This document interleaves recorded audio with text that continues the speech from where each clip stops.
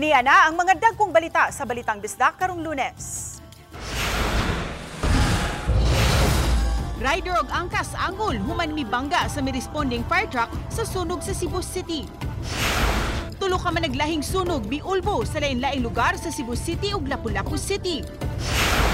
Duha ka mananagat nakita ang patay sa dagat sa Bohol. Ug ngano kahanggi hunong ang pagbaligya sa 20 pesos matag kilo nga bugas. Kini ang GMA Regional TV Balitang Bisdak. Mayong hapon, ako si Cecil Kibod Castro.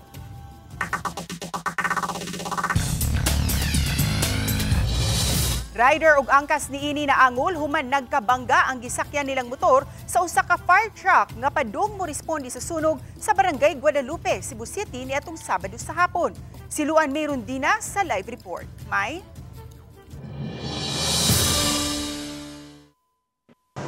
Sa supling ipahinumduman sa Cebu City Police ang tanang mga drivers nga kung ugaling adunay emergency vehicles hatagan gayud kini og priority nga makaagi aron makaresponde gilayon sa unsa mang emerhensiya labi na kay kini usab ang nalatid sa balaod. Sa kuha sa CCTV sa barangay San Nicolas sa Cebu City, alas 4:57 niadtong Sabado sa hapon, makita nga samtang nagdanga-danga sa eskina ang fire truck subay sa C. Padilla Street, madungog ang pagpatingog niini sa siren. Miaksyon kini og minor dungan sa pagbusena dihang tuol na sa eskina ug dayong lahos palabang sa intersection. Natunong nining higayuna nga naagi ang duha ka motorsiklo nga pulos duha ang sakay. Ang usa sa motorsiklo nakahimo pa pag-brake dihang naduol na kini sa fire truck.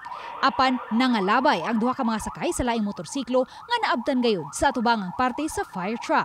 Matod sa kapulisan, nagkasettle ra ang duha ka habig. Ang maong LGU, ang barangay na nag-iya atong responding nga fire truck, sila na lang pod ang ni shoulder no sa medical expenses atong nabanggaan, while on the other hand katong mga nabanggaan, they admitted man pod sila, though they have heard nga na ay incoming siren, wala gyud sila ni preno no. Ang fire truck nga iya sa barangay Sawang Calero usa sa mga gidispatch sa pagresponde sa sunog sa barangay Guadalupe niadtong higayuna. Sa pikas bahin, laing vehicular accident ang nahitabo usab sa maong gihapong dapit alas 4:55 sa kadlawon niadtong Domingo, Mayo 4. Sa kuha sa CCTV sa barangay, makita nga niliko pawa paingon sa T. Abella Street ang usa ka motorsiklo nga gikan nagsubay sa C. Padilla Street. Nianang higayuna, may nagiusab nga bus, hinungdan nga nadaro niini ang nakasugat nga motorsiklo. Matod ni San Nicolas Barangay Captain Clifford Jude Ninyal nga naduso na nila ngadto sa konseho uban ang letter request sa Gotham Memorial National High School nga nahimutang haduol sa intersection aron himuong one-way ang dapit. Apan hangtod karon, wa kini mahatagi og pagtagad sa konseho. Sa badak namo nihangyo usad ang Gotham National High School nga mo na ipa one-way kay mo lagi na itong sa mga bata, delikado. So, doon agad sila liter. So, ang liter na nila, i-attach pag yun sa amua, ihatag na mo na sa guniang. Ambot lang anong wala pag yun na. Mo lagi ang tubag nila, kay doon na kunoy project na mo, o nang iway dining.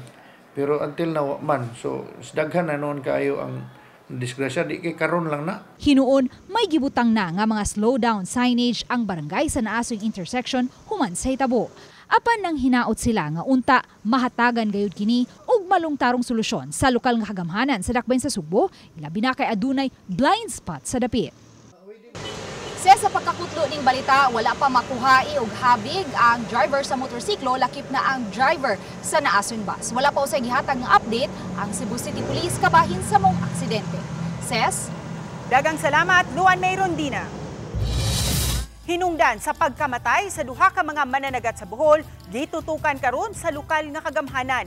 300,000 pesos nga reward money ang gitanyag sa Bohol LGU sa makahatag og impormasyon sa hinungdan sa kamatayon sa duha ka mga mananagat. Posibleng gibanggaan og usa ka motor bangka ang mga biktima niadtong Biyernes sa kadagatan nga sakop sa lungsod sa Bien Unido.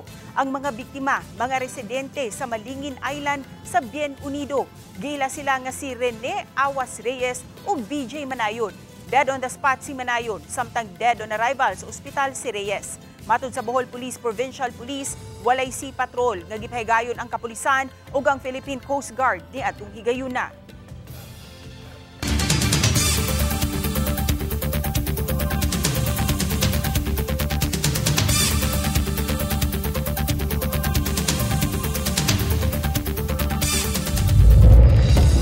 Kini ang GMA Regional TV Balitang Bisdak.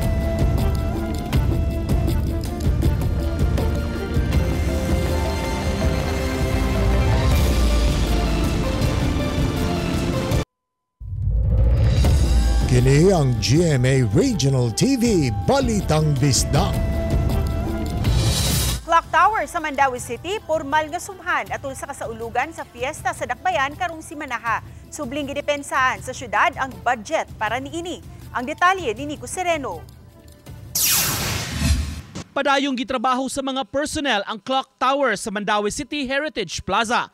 Gitabunan pahinuon kini apan gikatakdang i-unveil sa musunod nga mga adlaw labi na para sa kasaulugan sa fiesta. Na-instalar na usab ang mga decorative lamppost palibot sa dapit nga kabahin sa Plaza Redevelopment Project sa Dakbayan.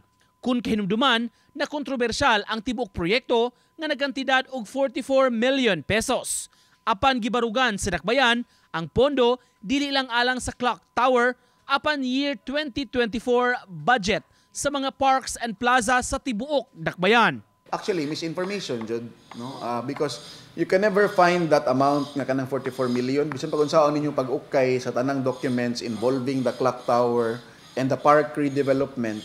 Ang Clock Tower nga gisubhan magbag-ong tuig ni atong 2024 gihulagway nga labing bag-ong landmark sa Dakbayan. Apan nagkadugay nabantayan nga dunay mga damage sa istruktura. Giklaro hinuon sa syudad mock-up structure lang kadto. Ang gitrabaho karon mauna ang permanent structure. Kanang sa Clock Tower, kanang mga components diha. So gi-deliver pa na nila karon unya o pa man sila na completed. Di pa gina sila mabayaran. Kay di man na parehas sa infra nga naa kay si tawag ana progress billing. Uban ni Marlon Melgazo, Nico Sereno. Balitang Bisdak. Pagpamaligya sa tag 20 pesos matag kilo nga NFA rice nga gilusad sa Cebu Provincial Government ni atong Huwebes, Mayo 1, temporaryo unang gipahunong. Kini ang gibutyag ni Cebu Governor Gwen Garcia atol sa press conference ni atong Sabado. Samtang hugot nga gibarugan ni Garcia nga dili makonsiderar nga ayuda ang pagpamaligya sa tag 20 pesos matag kilo nga NFA rice sa nagkadaiyang lungsod sa lalawigan. Iyang gitataw nga huwaton lang una niya ang definitive position nga ihatag sa COMELEC sa exemption nga iyang ipangayo. Subay niini matud ni Garcia kun wa pagihapon sila'y madawat nga tatawng tubag gikan sa COMELEC hayan sa Mayo 13 na subling makapalit og tag 20 pesos nga NFA rice ang mga Sugbuanon. Hinumduman ni atong Huwebes, gipaybaw ni Garcia nga nakakuha sila og exemption gikan sa COMELEC. It just shows the dignity of the people. They are not asking for free rice. They're just asking that they can afford it. So, it's a pity nga, I don't know who put it, atong gi-launch, sige na, after May 13, I'm hoping that I could get a definitive position from the COMELEC.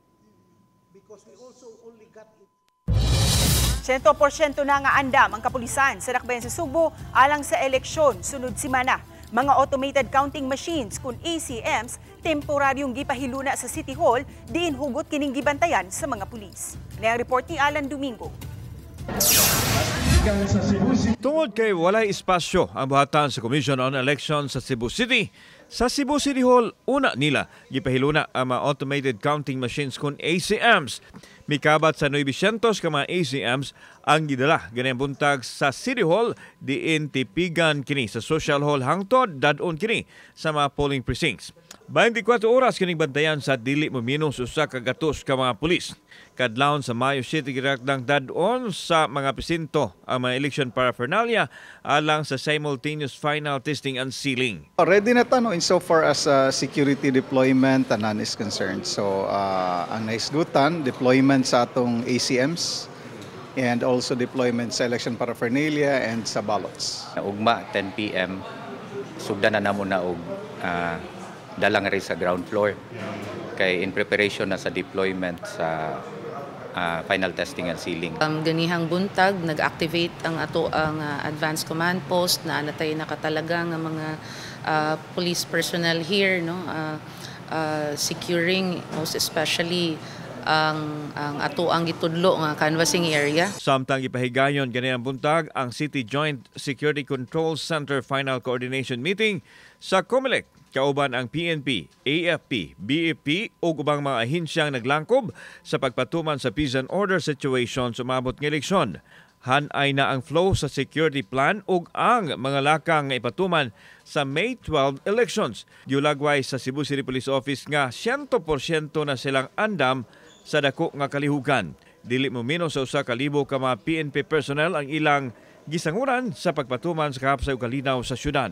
We are 100% already ready with our deployment. We're so thankful sa atong PNP and AFP ug tanan nga nitabang nato pag-secure sa elections. Matod sa kapulisan, tutukan gihapon nila ang ubang panghitabo sa dakbayan nga posibleng makaapekto sa peace and order.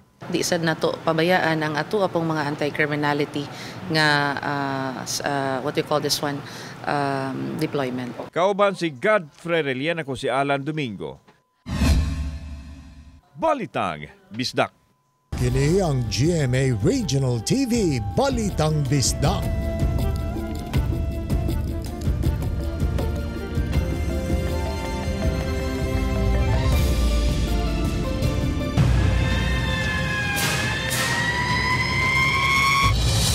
Tulo ka managlahing insidente sa sunog ang miulbo sa Cebu City ug Lapu-Lapu City ni adtong weekend. Si Luan Mirundina sa report.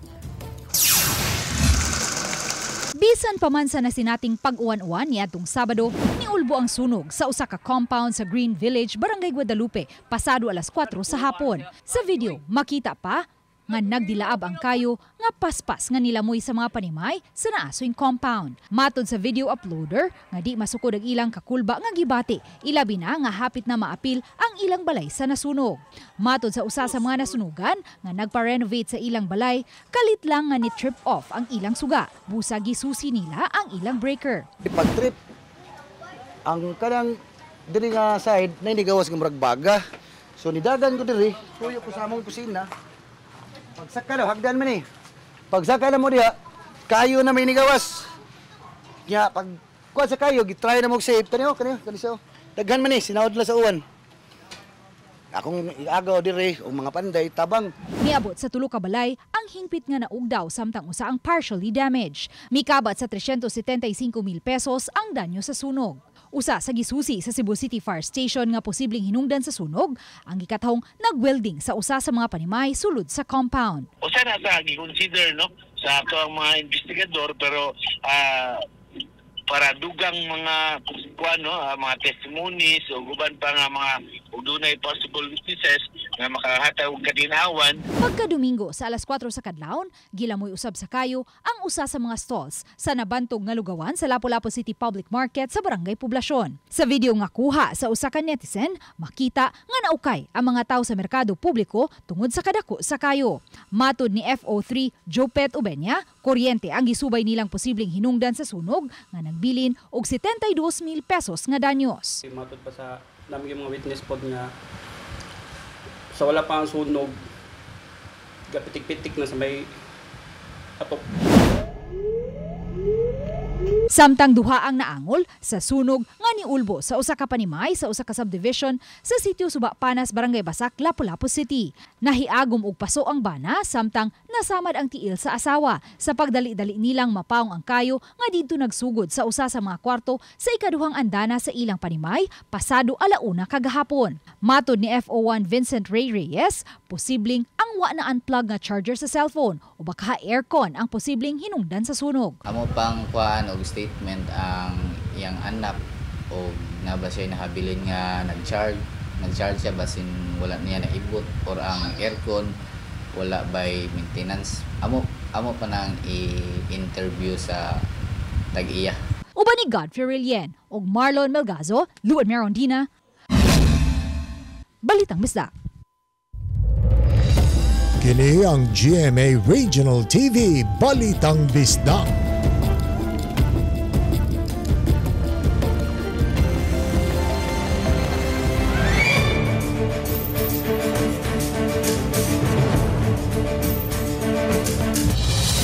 Presidente Ferdinand Bongbong Marcos Jr. may bisita sa lungsod sa Dumanhog, Cebu kaganihang buntag aron sa pagtambong sa rally sa usa ka provincial political party. Si Femery Dumabok sa detalye. Sayo pa lang sa buntag, daghan na sa mga residente sa Dumanhog ug silingang lungsod ang miadto sa sports complex. Pasado las 11 ganihang buntag niabot si Presidente Bongbong Marcos. Sa iyang mensahe gawa sa iyang pagpangampanya sa napo ka mga senatorial candidate sa partidong alyansa. Gidaig sa Presidente ang Cebu Province ug ang nagdumala niini nga matud pa andam kaayo og mo'y hinungdan nga mo'y unang nakapatuman sa pagbaligya sa tag 20 pesos kada kilo nga bugas. Dugang sa Presidente nga tungod sa kamaayo sa pangagamhanan sa Sugbo ug andam sa nagkadiyang programa ug proyekto, iyang gisaad ang dugang pang proyekto sa Cebu Province ingon man sa Dakbayan sa Mandawi ug Lapu-Lapu. Kaya po, hindi kami nag-aalangan na pupunta kami Central Visayas na mag-propose ng malalaking proyekto. Kasi ang malalaking proyekto, ang daming kailangan gawin, ang daming kailangan kausapin. Yun, kaya naman dito sa inyo, nakakatiyak kami kung anong pangangailangan ng national government sa local government na itutupad lagi ng local government of the province of Cebu at ang ating mga bayan ng Cebu. Sa napo ka senatorial candidate sa alyansa, usa lang sa mga kandidato ang nitambong ug ana ang asawa sa usa ka magpapili pagka senador. Kapin sa 500 ka mga pulis ang gipakatap sa venue sa rally aron masiguro ang seguridad sa lugar. Matod sa hepe sa Dumanhog Municipal Police Station nga anaa sa kapin 5,000 ka mga tao ang nitambong sa maong rally. Ang ato ang preparation is even short lang, no? Naalanta sa mga 2 days preparation, pero ang ato ang kahapsay o kalinaw, especially karon, is generally peaceful yun. Uba ni Cleofer Lumaya Gogrod Prado, Femery Dumabok. Balitang Bisdak. Miabot na ang 178 ka mga ACM kon automated counting machines alang sa Talisay City nga gamiton karong May 12 elections. Lakip niini ang 25 ka mga contingency units ug usa ka CCS kit kon Consolidated Canvassing System kit. Hayan karong May 6, ipahimutang na kini sa mga voting centers sa Dakbayan aron maandam alang sa himuong testing and sealing sa May 7.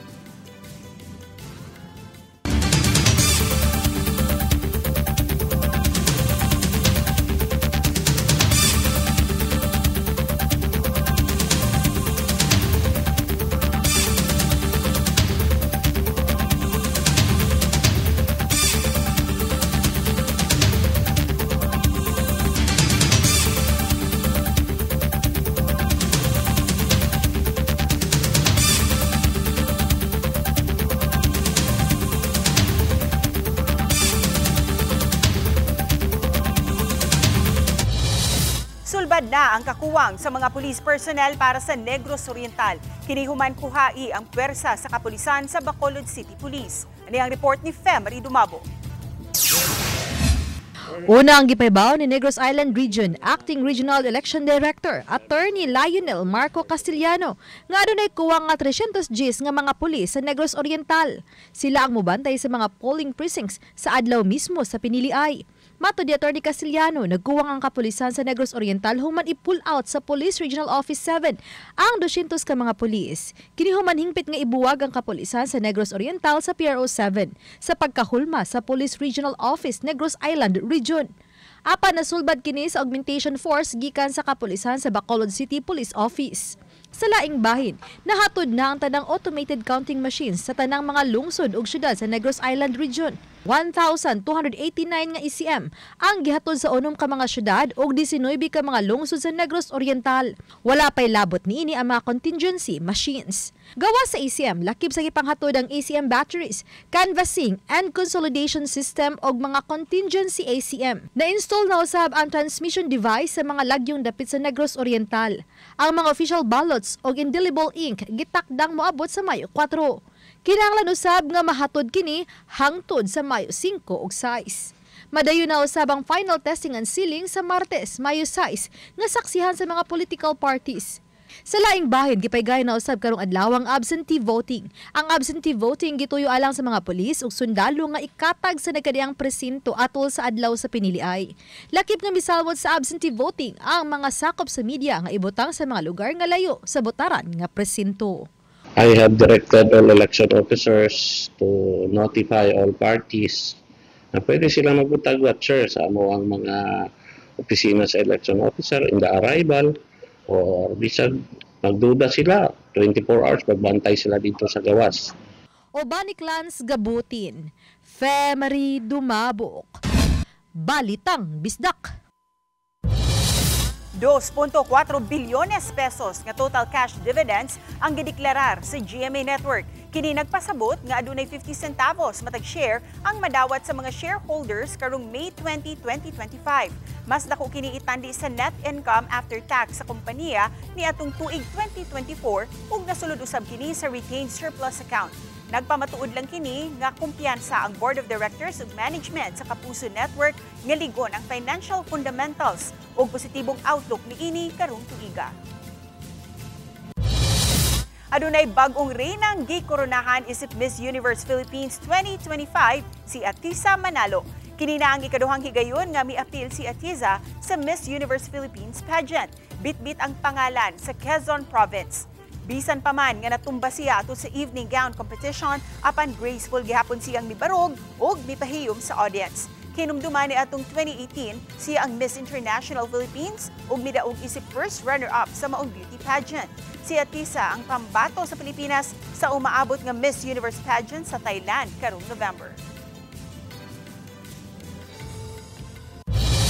Hugot nga pakig-alayon ug pagtinabangay ang gipatuman sa kasundaluhan, kapulisan ug sa mga kawani sa Commission on Elections sa Region 8. Ato sa Provincial Joint Security Control Center kun PJSCC sa Leyte sa miaging semana, gipasalig nila ang pagpahigayon sa malinaw ug malampuson nga national and local elections karong May 12. Dulan sa 3,000 ka mga sundalo sa 8ID ang gipakatap sa Region 8 alang sa unom ka mga probinsya sa Eastern Visayas isip dugang puwersa sa mga polling centers. Public Affairs Office sa 8ID nga gi-activate na ang Task Force Hope Eastern Visayas pagsiguro sa honest, orderly and peaceful elections sa rehiyon. We have given clear instructions to our troops to ensure that the electoral process will be peacefully conducted and free from violence, allowing voters to exercise their rights without intimidation and coercion. Likewise, in-emphasize natin sa kanila na non-partisan tayo. Gi-upgrade ang firefighting capability sa Mactan Cebu International Airport. Mga bag-ong ekipo kisubhan ug gitambungan kini si US Ambassador sa Pilipinas. Si Nico Sereno sa report. Si US Ambassador to the Philippines, Mary Kay Carlson, ang espesyal nga bisita sa turnover sa bag-ong fire truck sa Mactan Airport. Napunan og bag-ong unit ang ilang aircraft rescue and firefighting truck pangresponde sa mga emerhensiya. Ang maong truck dunay kargahanan sa tubig o sa AFFF o aqueous film forming foam nga mo'y gamiton pagpaong kung ugaling dunay alarma sa mga eroplano nga masunog. May kaugalingong fire volunteers nga muman sa high-grade fire trucks. Ang maong fire truck ginama sa Estados Unidos. Our endeavor to become the best and safest airport in the country and a premier tourism gateway in the Philippines. We're very grateful for the support and for the quick response to our request for a new and state-of-the-art fire truck. As we work and endeavor to grow our passenger traffic, we commend your dedication to adopting advanced technologies that ensure the safety of all passengers and stakeholders. The U.S. Trade and Development Agency, USTDA, has offered to support this investment in U.S.-made equipment by funding training for the operators of these vehicles. Si Carlson gikan lang bibisita sa Bohol ug sa Sugbo sa lain-lain nga mga engagements sa US Embassy. Samtang sa nagsingabot nga eleksyon dinhi sa Pilipinas karong Mayo 12, matud ni Carlson, magpadala og mga election observers ang Estados Unidos aron maniid sa dagan sa maong adlaw. We've traditionally had observers and we look forward to participating with many of our like-minded partners and with our partners here in the Philippines as well. Uban ni Godfrey Relien, Nico Sereno, Balitang Bisdak. Kami ang GMA Regional TV Balitang Bisdak. Kinatibok ang pwersa alang sa mas dakong misyon ug mas halapad nga pag-alagad sa nasod. Maayong hapon mga kapuso.